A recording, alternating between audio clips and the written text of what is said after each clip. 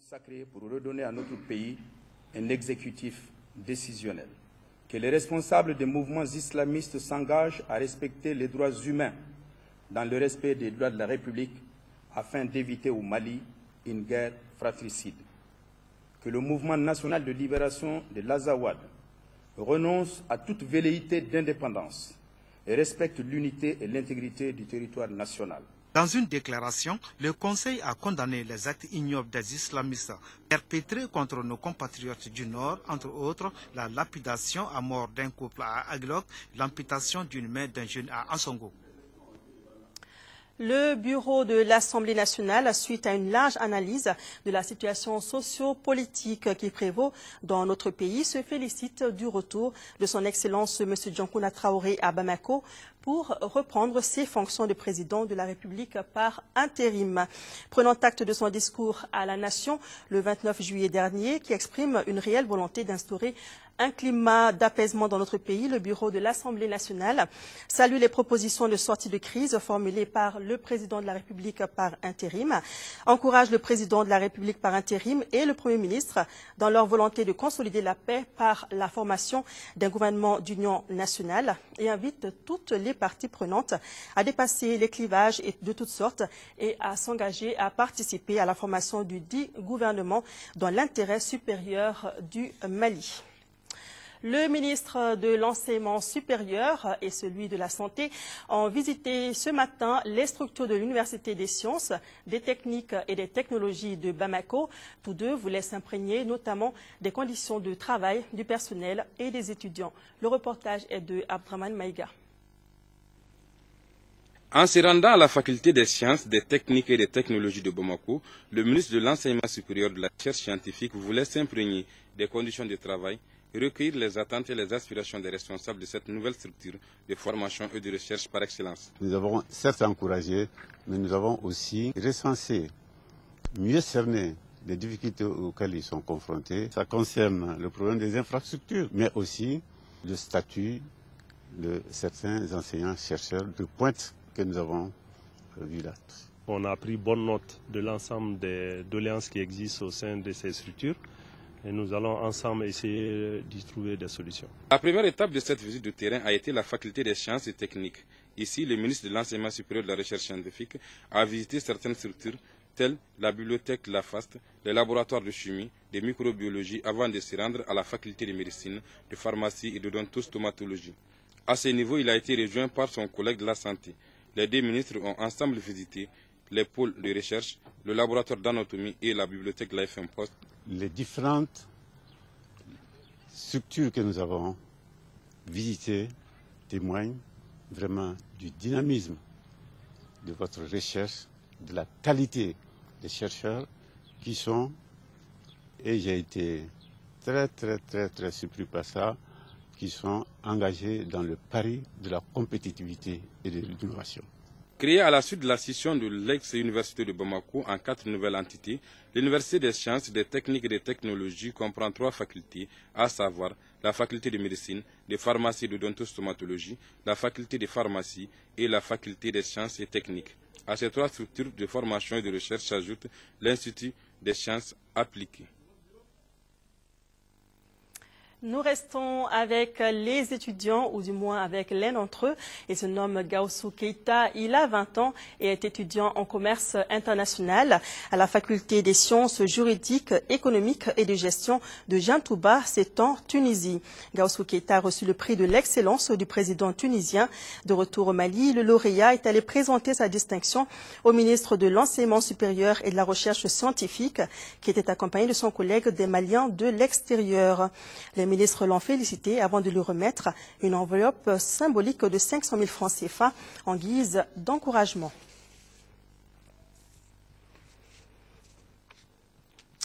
Et Et revenons sur les résultats des examens de fin d'année. Le ministre de l'Éducation, de l'Alphabétisation et de la Promotion des langues nationales a animé cet après-midi une conférence de presse sur le sujet. Les taux de réussite enregistrés cette année sont de 34% pour le DEF et 12,36% pour le bac. Ils sont jugés catastrophiques, certes, mais conformes au niveau général de l'école malienne. Cette rigueur a pour but de préparer les élèves maliens à l'harmonisation des examens au sein de l'espace UEMOA. Le reportage de Mohamed Diarra. L'exercice avait un caractère pédagogique. Le ministre répond sans détour aux questions des journalistes. En se prononçant sur les résultats des examens de l'année scolaire 2011-2012 qui ont fait objet de diverses interprétations, le ministre a voulu très clair. Au niveau du bac, on a eu évidemment des machettes, donc c'était catastrophique puisque par rapport à l'année dernière, donc il y avait, les résultats étaient très bas. Là aussi, on en tire des enseignements qui sont plutôt très positifs. Parce que il est temps, et il était grand temps, que nous examinions réellement en profondeur notre système en relation avec le monde ambiant, le monde environnant. Ces résultats sont la résultat d'un processus conduit par l'inspection de l'enseignement secondaire. Ces sujets ne sortent pas du programme, ils sont dans le programme. De ce que les inspecteurs aussi ont pu constater sur le terrain, que pratiquement les programmes étaient réalisés de 80 à 90, 95%. Il s'agit là de refonder le système éducatif malien en panne depuis 2 décennies. La démarche consiste à aller vers une harmonisation des examens au sein de l'espace UEMOA. Nous nous sommes engagés à aller avec ces pays-là vers un bac unique. Le système a commencé et je crois que dans 1 ou 2 mois, ils vont se rencontrer et ils vont appuyer sur l'accélérateur. Le cas des élèves ayant épuisé leur scolarité cette année, la question des orientations, ce sont là des points qui ont intéressé les journalistes. En guise de réponse, le ministre dira que son département est à pied d'œuvre afin de concilier emploi et formation, ce qui devrait permettre de réduire les dépenses de l'État en matière de formation. L'organisation de la session spéciale destinée aux élèves du Nord qui n'ont pas pris part à la session des jouets est revenue sur la table.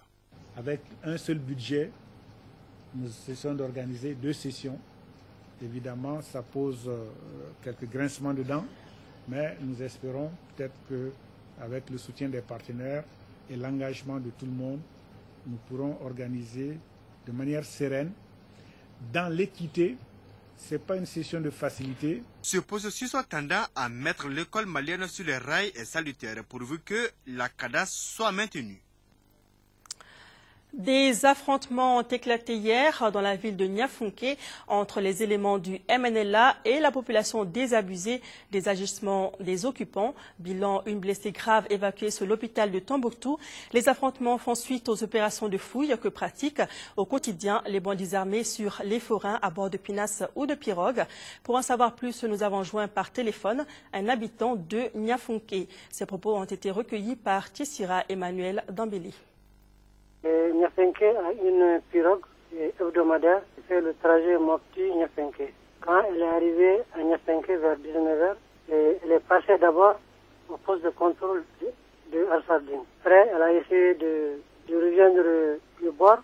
En ce moment, les rebelles ont rejoint encore la pirogue en l'enjoignant d'aller derrière sur la rive droite. Et il y a un jeune qui a été sa femme, et quand cette dernière est descendue avec sa sacoche, les rebelles ont essayé de fouiller, de voir ce qu'il y a là-dedans. Le jeune n'a pas accepté, et aussitôt, ils se sont mis à le frapper. Il a réagi tout de suite. Il y a eu un renfort de rebelles là, et ils l'ont amené. Ils se sont mis à tirer des coups, et ce qui a suscité une panique au sein des passagers. Et il faut rappeler que ce sont des gens de Niafunké qui sont partis lors des premières attaques, et avec l'hivernage qui est très bon, ils sont revenus pour la culture de leur champ. Ils ont été accueillis par des rafales, donc c'est ce qui n'est pas bien. Bon, ils ont amené l'intéressé à la police islamique, et les rebelles ont encore appelé un renfort. Bon, ils se sont mis à tirer, et c'est en ce moment qu'une fille a été atteinte au niveau de la poitrine, et c'est très grave. Elle a été évacuée sur Gundam ou Tombouctou, je ne sais plus. Même certains jeunes de Niafinké ont été brutalisés. Leur tort, ils portent des bracelets, des bagues. Quel est le groupe armé qui occupe Niafinké? On dit en Sardine, mais c'est des gens de l'ancien Imelena et ils sont tous du sable de Niafinké. On les connaît tous, non? Les occupants ont voulu fouiller un passager de la pirogue. Pourquoi des fouilles systématiques? Il paraît qu'on introduit des armes en provenance du sud. Quelle est la nature des relations entre les occupants et la population de Niafinké? Ce n'est pas bon. C'est-à-dire que les restrictions de liberté, de voyage, de manifestations, c'est pas bien. Les jeunes, après un moment qu'ils voulaient se révolter, et avec le conseil des sages de Niafinké, les jeunes, chaque fois, ils temporisent, ils ne veulent pas réagir. Bon, maintenant qu'on commence à taper tous les jeunes, à restreindre leur liberté, quand c'est trop, c'est trop. Surtout ce qui est très dangereux, les armes sont détenues par des jeunes de 14-15 ans. Eux-mêmes, ils ont pas de leurs armes. Des enfants soldats au sein des occupants. Voilà, c'est ça. Ce qui est très dangereux. À l'instant donc, un habitant de Niafinké joint par téléphone suite aux affrontements qui ont éclaté hier dans la ville de Niafinké entre les éléments du MNLA et la population. Le ministère en charge de la fonction publique a remis ce matin la somme d'1 500 000 francs CFA au comité de la Croix-Rouge malienne. Ce montant est destiné aux travailleurs et fonctionnaires restés dans les 3 régions du Nord sous occupation. Ce geste symbolique s'inscrit dans le cadre de l'élan de solidarité déclenché depuis des mois par le gouvernement malien. La cérémonie qui s'est déroulée ici à Bamako était présidée par le ministre en charge du département, accompagné de son collègue de l'action humanitaire, de la solidarité et des personnes âgées.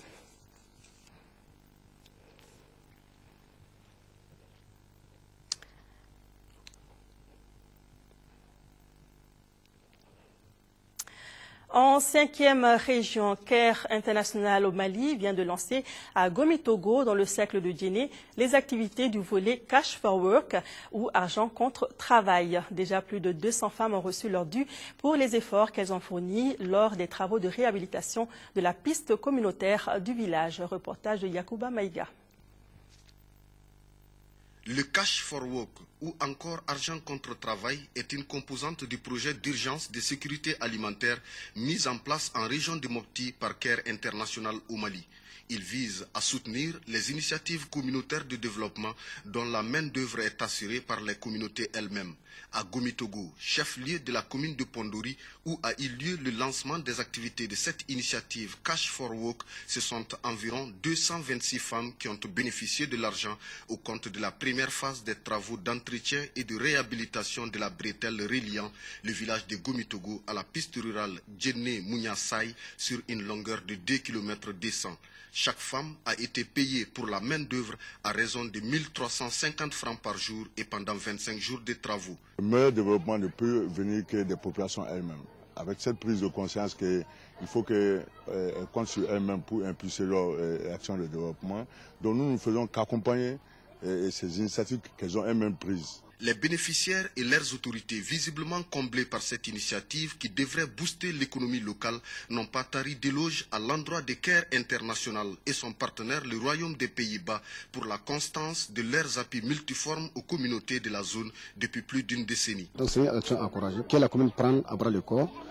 Ce travail d'entretien de cet ouvrage et comme à toute la population. Les travaux de réhabilitation de la piste communautaire de Gomitogo vont se poursuivre avec le revêtement de la digue avec de la latérite et sa fixation par les reboisements, des actions qui seront aussi soutenues par Care International au Mali. Dans la région de Ségou, plus précisément à Tomignan, le gouvernement du Mali et l'OMS, l'Organisation mondiale de la santé, ont offert un don aux populations sinistrées suite aux inondations de la semaine dernière, d'une valeur de 25 millions de francs CFA. Ce don est composé de tonnes de riz, de moustiquaires et de kits de prévention de maladies. Dougoufana Traoré nous en parle. Les eaux des pluies diluviennes du 7 et 8 août dernier ne se sont pas complètement retirées des riz du village de Thion qui a servi de cadre à cette cérémonie de remise des dons du gouvernement du Mali et de son partenaire OMS. Comme Thion, ces eaux qui traînent encore dans les rues des villages inondés augmentent du coup les risques d'épidémie et exposent les villageois aux maladies, d'où l'urgence, la nécessité et la pertinence de cette mission du gouvernement dépêchée auprès des habitants des villages sinistrés. Il s'agit d'un échantillon de produits pharmaceutiques de prévention de lutte contre les maladies comme le choléra et la diarrhée. offert par l'OMS, de 20 tonnes de riz et de 300 moustiquaires, le tout pour près de 25 millions de francs CFA. Je mesure toute la détresse des populations. Et je voudrais, au nom du gouvernement, vous exprimer, et à l'ensemble des populations ici présentes, la compassion du gouvernement. Je voudrais également vous assurer que le gouvernement a pris des dispositions, n'est-ce pas, pour que ces populations puissent bénéficier d'un certain nombre de dons, n'est-ce pas, pour soulager leurs souffrances. Sadrak Keita, le maire de Tomignan, a salué cette action humanitaire du gouvernement et de ses partenaires. Il s'est dit comblé au nom des sinistrés par cet élan de solidarité à leur endroit. De son côté, le gouverneur de Ségou a remercié les plus hautes autorités pour la promptitude avec laquelle elles ont réagi face à l'appel de Ségou, en lançant un appel à d'autres donateurs car la situation est préoccupante dans la région de Ségou. De l'évaluation provisoire faite par le comité de veille des inondations de Tomignan, il ressort 1772 ménages sinistrés, 1629 maisons écroulées, 11 663 personnes sans abri. Nous déplorons à la date d'aujourd'hui 5 cas de décès des suites de ces inondations. Les communes de Tomignan, Fangasso, Ouan, Timissa et Yasso sont les plus touchées. Déjà, des missions de sensibilisation des populations à quitter les lits des cours d'eau vers des sites plus sécurisés sont en cours dans la région de Ségou. Dans la même région, un autre village a été victime des inondations. Il s'agit du village de Ndorosso, dans la commune rurale de Fatiné. C'est dans le cercle de Ségou. Plus de 120 mm de pluie se sont abattus sur le village. Mais fort heureusement, il n'y a eu aucune perte en vie humaine, mais des dégâts matériels importants. Et puis le gouverneur donc, de région s'est rendu sur place pour constater les dégâts.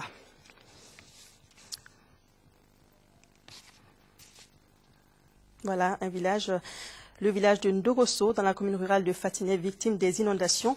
Le gouverneur de région s'est rendu sur place pour y apporter l'aide du gouvernement aux victimes.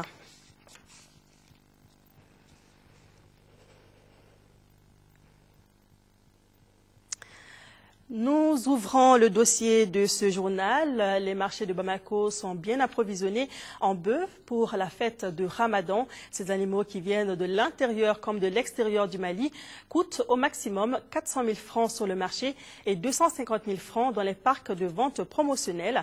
Des prix jugés différemment par les clients par rapport à l'année passée. Notre reporter Tiemoko Sagara et son équipe ont fait un tour au niveau de certains marchés. Voici leur reportage. La crise que traverse notre pays n'a pas affecté l'approvisionnement du marché en bœuf pour la fête de Ramadan. À Bamako, les marchés sont bien ravitaillés en bœuf venus de l'intérieur comme de l'extérieur du pays. Les animaux viennent du Nioro du Sahel, et Nara et Massina. Mais pour le Massina, c'est très difficile maintenant.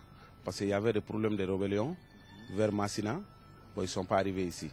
Mais aujourd'hui, il y a des animaux du Nioro, et Nara et Banamba. Le Mali est ravitaillé pendant cette période-là, de mai, juin, juillet jusqu'en août. C'est les animaux qui quittent la Côte d'Ivoire, qui quittent Tengrela, qui quittent la Guinée. C'est des animaux maliens qui sont partis depuis le mois de mars pour... bien sûr, ils ont bravé le fait d'être des étrangers. Ils ont bravé toutes sortes de vexations pour entretenir leurs animaux. Donc ces animaux sont en très bon état depuis le mois de juin. Et ce sont ces animaux qui sont de meilleure qualité et qui fréquentent les grands marchés. Les prix de ces bovins varient selon leur poids. Ils vont de 115 000 à 400 000 francs CFA, c'est-à-dire les animaux qui pèsent 300 kg coûtent 400 000 francs CFA, les 200 kg coûtent 300 000 francs CFA et les 100 kg s'achètent à 180 000 francs CFA. Ce bœuf qui pèse environ 70 kg a coûté à Bassirou Touré 115 000 francs CFA. Par rapport à l'an passé, les prix sont jugés différemment par les clients qui ne se bousculent pas au marché. Bon,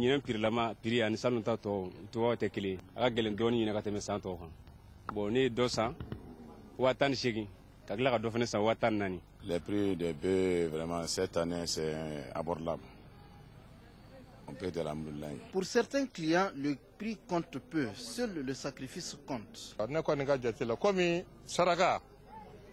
saraka misido saraka mate jate mine warko la n'a fɔra saraka ka ban hali ni ye miliyɔn don a la ala b'a don ni ko de cɛ an ka ŋaniya kɔni y'o ye an b'a ɲini ala fɛ a bɛ dabɔ kun min kama ala k'o ɲɛ ka d'a ma. Pour atténuer la souffrance des familles pendant la fête de Ramadan, le gouvernement du Mali a initié l'opération Ramadan. Cette opération vise premièrement à créer des revenus substantiels pour le compte des agroéleveurs et pasteurs de la zone d'intervention du Pas des Eaux. Le deuxième objectif, c'est d'approvisionner le district de Bamako avec des animaux de qualité, de qualité sanitairement requise et aussi à des prix défiant toute concurrence. Ici, le client a 3 choix à faire selon la couleur des signes sur les animaux. Sur les marchés, la clientèle abonde. Aujourd'hui même, l'offre a beaucoup diminué. En tout cas, la vente se passe très bien. On a un taux de vente très appréciable. Aujourd'hui, nous pouvons dire que les 80% du cheptel est déjà payé et enlevé. Rappelons que ces parcs au nombre de 2 sont installés sur le terrain Chaba en commune 4 et sur le terrain municipal de l'hippodrome en commune 2. Ils sont gérés par le programme d'appui au développement durable de l'élevage au Sahel occidental, Pas des Eaux. Et puis, la ville de Bamako est déjà dans la mouvance de la fête de Ramadan. Et s'il y a une destination prisée par les femmes en ces temps, c'est bien le salon de couture. Les salons de couture, on en trouve partout dans les rues de Bamako. Et leurs promoteurs proposent des modèles de tout genre à la clientèle. Du bazin prêt à porter aux autres tissus, le stock ne manque pas. Mais avec la crise que traverse le Mali, l'affluence n'est pas très grande cette année. Pourtant, le constat est que les tailleurs donc s'en sortent tout de même. Fête de Ramadan et atmosphère dans les ateliers de couture, c'est un dossier signé Sira Batili.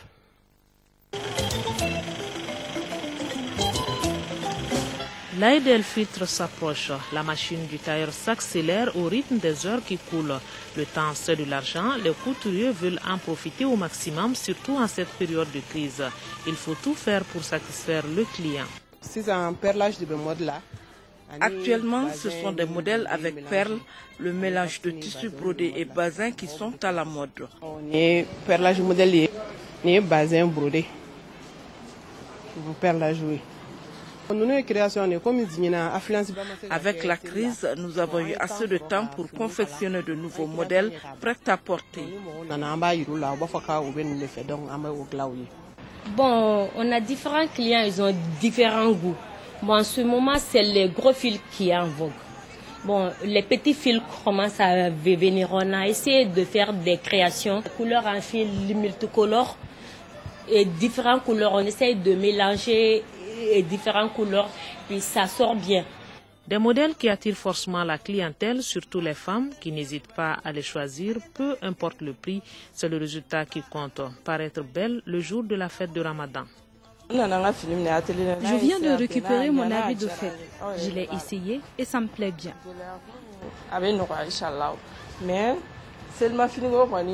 Il y a la crise, mais avec le peu de moyens, nous cousons nos habits pour la fête. La crise ne doit pas empêcher les femmes de se faire belles. La fête de Ramadan est un grand jour. C'est une fois par an. J'ai choisi la robe et le modèle qu'on appelle coupé. Le prix varie entre 25 000 et 50 000 francs CFA. Pas de doute, le secteur est porteur, ce qui explique la prolifération des ateliers de couture à travers la ville de Bamako. Certains tailleurs travaillent à leur propre compte, d'autres pour les femmes promotrices de salons de couture.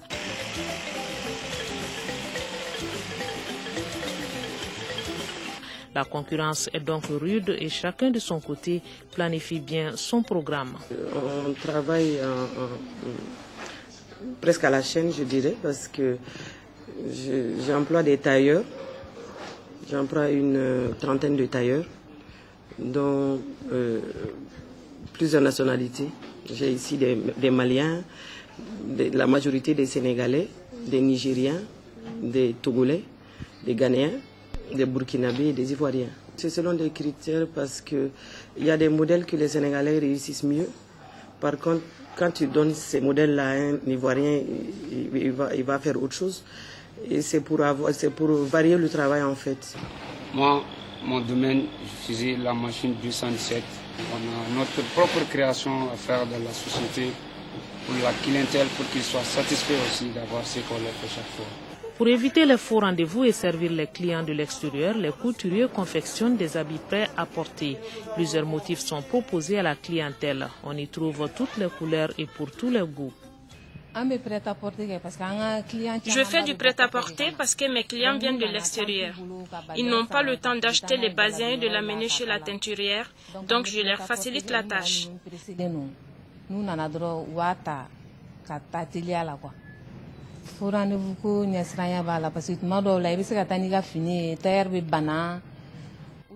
C'est également pour éviter les faux rendez-vous.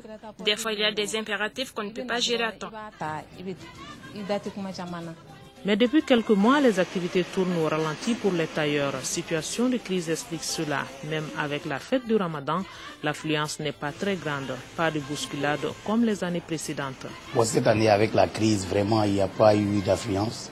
Et avec le climat que le pays traverse, la crise socio-politique, vraiment, la clientèle a beaucoup baissé.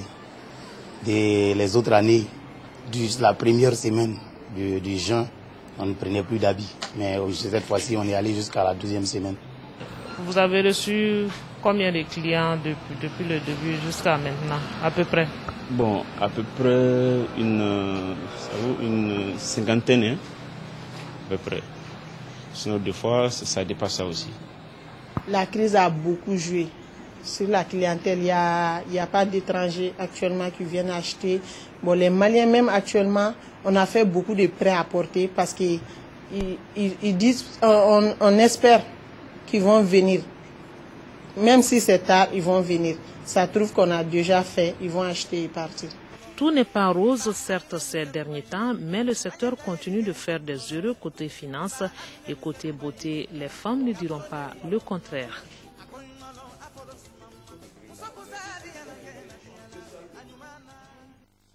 Bon préparatif à tous. Nous restons avec les femmes. Nous parlons football féminin. Les 2 premiers quarts de finale de la 2e édition de la Coupe du Mali de football féminin se sont joués hier mercredi au stade Wenzin Koulibaly. En première heure, le super club de Kinzambougou s'est incliné devant les Super Lions de Hamdallah 0-2 et le second match a vu la large victoire de l'USFAS sur le Saramaya de Kati 14-0. Le résumé des matchs avec Assance Marie. Le championnat du district étant fini, l'objectif de toutes les équipes féminines de football est la Coupe du Mali. Dans ces 2 premiers quarts de finale, les favorites ont respecté leur statut. Il s'agit des Super Lions de Hamdallah et l'USFAS. D'abord en première heure, Super Lions en blanc est face à Super Club de Kinzambougou. Dès la 9e minute de jeu, les Blanches obtiennent un pénalty suite à une main de Aïcha Diarra et c'est Oumukone qui marque 1-0 pour Super Lyon. Plus tard, à la 23e minute, Malado Diarra profite d'une erreur défensive pour donner l'avantage à son club. 2-0 à la pause. En deuxième période, les Bleus de Super Club vont mettre le pied sur le ballon, mais leur jeu manque cruellement de vitesse pour déstabiliser l'équipe adverse. À quelques minutes de la fin du match, les filles de Super Club finiront par 10 après l'expulsion de Assitan Koulibaly.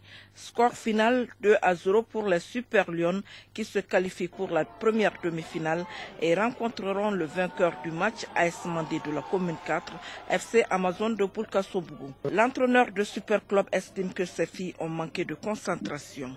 L'autre demi-finale a été une promenade de santé, 14-0 pour les filles de l'entraîneur Labas Sogoré, habillées en jaune-bleu face à Saramaya de Kati. Déjà à la 2e minute, un coup franc sera transformé par la capitaine de l'USFAS, Awadé Koulibaly. 1-0 pour l'USFAS. Puis c'est à une avalanche de buts à laquelle on assiste. Les champions en titre ne vont pas avec le dos de la cuillère et marquent coup sur coup 6 buts de belle manière. Oumoutouré par 4 fois et Kouroutoum Diarra par 2 fois sont passés par là. 7-0 à la pause. La deuxième mi-temps est identique à la première. Les militaires vont marquer 7 autres buts. 14-0, c'est le score infligé par l'USFAS au Saramaya de Kati. Les militaires sont en demi-finale et croiseront le fer avec le vainqueur Badea FC de Sévaré, AS Real de Bamako. Seul le travail paie. À noter que les demi-finales de la deuxième édition de cette Coupe du Mali se joueront le mardi prochain au stade Wenzin Koulibaly. Retour sur les JO 2012 et sur les performances des athlètes africains. L'Ougandais Stephen Kiprotich, sacré champion olympique du marathon à Londres, a reçu un accueil triomphal mercredi lors de son retour au pays, assorti d'un chèque de 80 000 $ et d'une maison pour ses parents. Kiprotich, qui a dominé à Londres les favoris kenyans pour apporter à l'Ouganda sa première médaille d'or olympique en 40 ans, a été salué par de nombreux fans avant de prendre son petit déjeuner avec le président ougandais. Il était parti au JO de Londres en simple athlète. Le voilà fêté comme un héros. À l'aéroport d'Entebbe, la foule offre un accueil triomphal à Stephen Kiprotich, l'homme qui a raflé l'or au marathon, au nez et à la barbe des Kenyans. La ministre des Sports a fait le déplacement. Elle est venue avec une promesse, les infrastructures sportives seront enfin améliorées. Nous, les athlètes, nous souffrons. Beaucoup d'athlètes sont là, mais ils n'ont pas encore donné la mesure de leur talent, car nous n'avons pas d'installation. Petit déjeuner avec le président Museveni en personne. Stephen Kiprotich se voit remettre une prime de 80 000 $, 160 fois ce que gagne par an et en moyenne un Ougandais. Ajoutez à cela une maison pour ses parents. Et ce n'est pas fini. Stephen Kiprotich, gardien de prison dans la vie de tous les jours, bénéficiera d'une promotion. Il s'offre même le luxe de défiler devant ses supérieurs au garde à vous. Bref, rien n'est trop beau pour le seul médaillé ougandais de ces JO. On est très content que notre frère ait gagné quelque chose. Nous sommes ici pour fêter ça avec lui. Cela a pris 40 ans depuis que John Akibua a remporté la médaille d'or. 40 ans. Alors je suis très heureux. Ces images de victoire, l'Ouganda n'a pas fini de les savourer.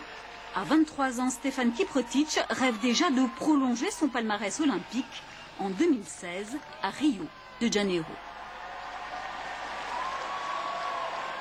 Bravo à Stephen Kiprotich et à tous les athlètes africains qui ont brillé au JO. C'est tout pour cette édition. Merci de l'avoir suivi tout à l'heure. Le JT des formations, ce sera avec Amadou Sankaré.